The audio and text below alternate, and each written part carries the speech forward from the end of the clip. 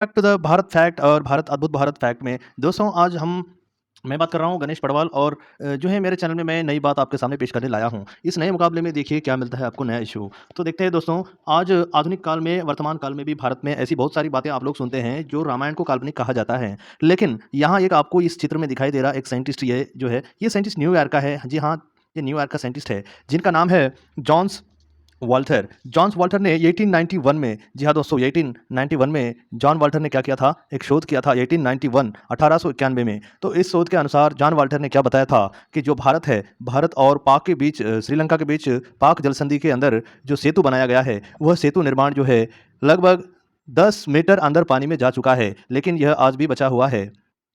तो दोस्तों, ये बात आपको लगती है 100 साल पहले की, लेकिन बात तो बात सही है। क्यों? तो आज भी ज़िंदा यह राम सेतु है, किंतु पानी में अंदर डूबा हुआ है। तो आप लोग देखिए, ये भारत है दोस्तों, नीचे आपकी श्रीलंका यहाँ आपको दिखाई देती है। और आगे चले तो ये है नासा का वो चित्र जिसमें नासा ने सीधे-सीधे इस तरह बताया है कि सीधा इसका नाप बिल्कुल 30 किलोमीटर होता है श्रीलंका और इंडिया के बीच में दोस्तों। लेकिन इसको ऐसे तिरछे-तिरछे सेतु को क्रॉस में ले जाने से बन गया है ये 48 किलोमीटर, यानी लगभग 50 किलोमीटर। तो देखिए, अद्भुत काल की अद्भुत बात है, जो पत्थर राम के नाम से तिर गए हैं, उन पत्थरों की कला आज तक भी जैसे की वैसी ही है। ये राम का एक सेतु निर्माण का हमें आधार मिलता है, एक जो है मानने के लिए आपको फैक्ट मिलता है। लेकिन दोस्तों इतना ही नहीं, बल्कि रामचरितमानस में जो लिखा गया है वो ना केवल वाल्मीकि रामायण के आधार पर है, बल्कि आजकल के इस युग में बसे कुछ मंदिरों, कलाओं, शिल्पकलाओं और स्क्रिप्ट के आधार पर कुछ बात कही गई है। तो उसमें कहा गया है कि जब जानकी हरण हो गया था, तब रामेश्वरम में राम कई दिनों तक रहे हैं और वहाँ जब सेतु निर्माण हुआ, तभी वहाँ तक पहुँचे हैं।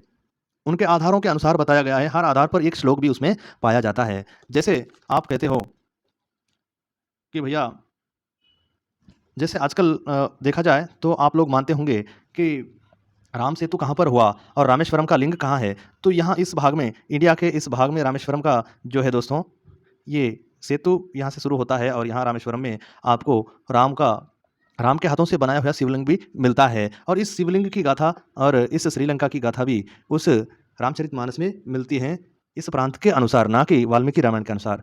पर वाल्मीकि रामायण भी इससे अधिक प्रामाणिक है दोस्तों। लेकिन इससे भी हम प्रामाणिक बात आपको बताते हैं, इस ज़माने में लोग साइंटिस्ट को ज़्यादा मानते हैं, वैज्ञानिकों को ज़्यादा मानते हैं, इसलिए राम ने जो ये सेतु बनाने वाले पत्थर और सेतु का निर्माण किया है, इन सब का पुराना मॉडल आज भी नए सैटेलाइट से देखा गया है। क्योंकि फैक्ट नंबर 2 की बात है दोस्तों कि 1800 मैंने बताया था आपको 1891 में वाल्टर ने बताया था शोध करके कि ये ब्रिड्ज सही है, एकदम बिल्कुल सही है। लेकिन दोस्तों इससे आप नहीं मानते हैं, क्योंकि 18वीं और 19वीं शताब्दी की बात हो गई। तो देखिए, नासा ने आपको श्री राम सेतु या आडम्स सेतु का चित्र कैसा है, इसकी बनावट कैसी है, इस पर रिसर्च किया था दोस्तों। और ये रिसर्च हुआ था आपका 1999 में।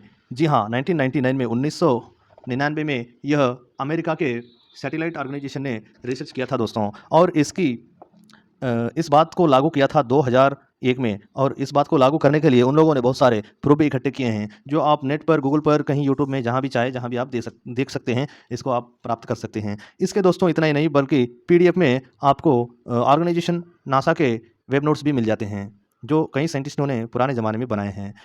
इतना ही नहीं दोस्तों, ये रामेश्वरम में जो आज पत्थर देखे जाते हैं, वही पत्थर आप वहाँ डुबाओ, चाहे अपने घर लाकर बकेट में डुबाओ, वो अभी भी तिर जाते हैं। तो राम के उन पत्थरों की महिमा आज भी ऐसी ही है दोस्तों। और इतना ही नहीं, बल्कि नासा ने और भारत के भी इसरो ने जो चित्र बनाए हैं वो इस प्रकार हैं, जो कि हाइलाइट है, सबसे बड़ा हाइलाइट है यह दोस्तों कि यह सेतु, राम सेतु जो है, ये कितना भी आप ऊपर से, आसमान से देखो, सैटेलाइट से देखो या हवाई जहाज़ से देखो, जैसा आकार इसका है वैसा का वैसा ही दिखाई देता है। ये सबसे बड़ा फैक्ट है दोस्तों। और इसका एक फैक्ट है दोस्तों कि जो नल और नील थे, ये ऋषियों से श्रापित होकर, श्राप के मारे जो भी पत्थर फेंकते थे, ये पत्थर डूबता नहीं था। एक और बात है दोस्तों, जो पत्थर राम का नाम लिखकर हनुमान फेंकते थे, वो भी डूबता नहीं था, और इनकी ही जाली बनाकर उन्होंने रास्ता बना लिया था।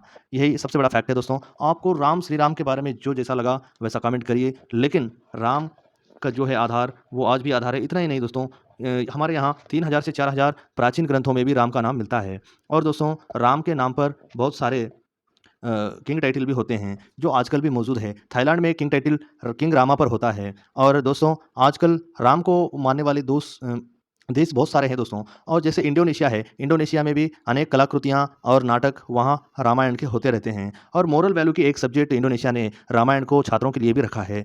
तो दोस्तों, आपको अच्छा लगा हो तो कमेंट करना और जय श्री राम लिखना ना भूलें। धन्यवाद। लाइक करें, शेयर करें, सब्सक्राइब करें।